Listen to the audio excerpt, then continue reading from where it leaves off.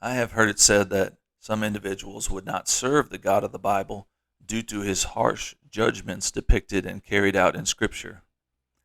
I want to refute such claims and explore the attributes of God, the inference of humanity's viewpoints, and the true heartbeat of the benevolent Creator.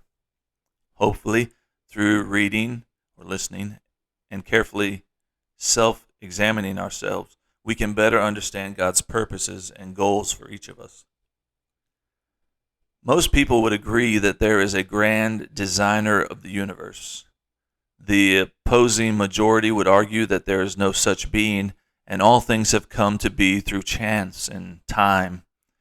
Another subgroup partially accepts that there may be a God out there, but they would not serve a ruthless murderer who commits violent acts at a whim.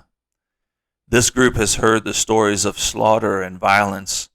Maybe they have read of the occupation of Israel by Joshua and his armies of wilderness dwellers.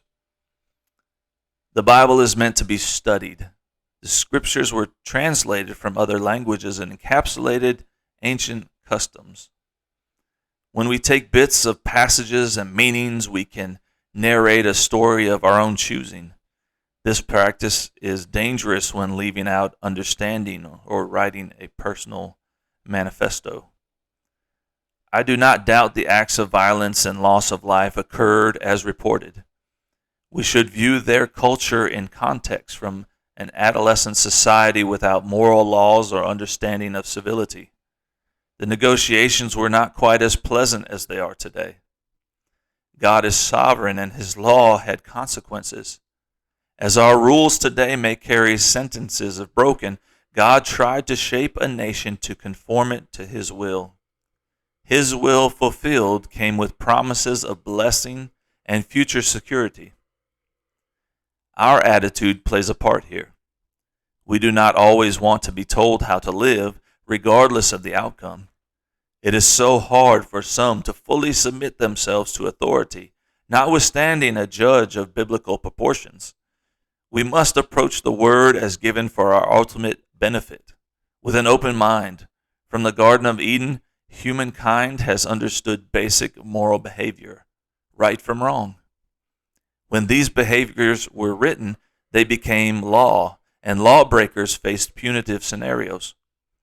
Paul covers the similarities between morality and given law in the book of Romans.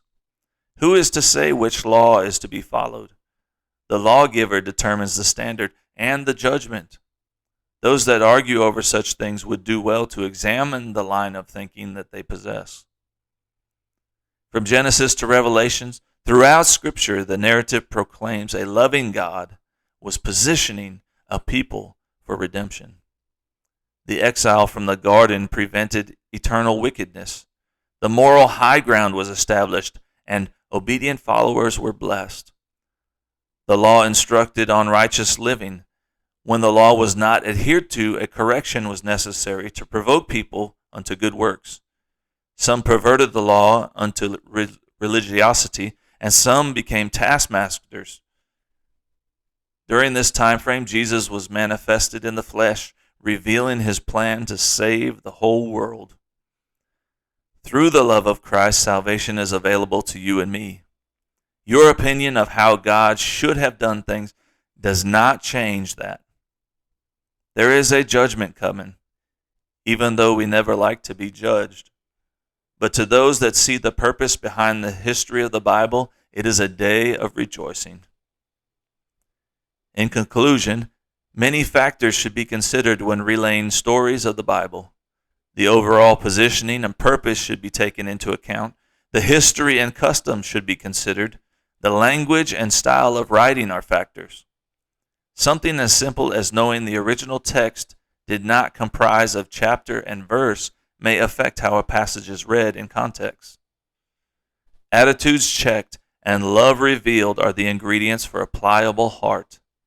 The message is and always has been about his love for you.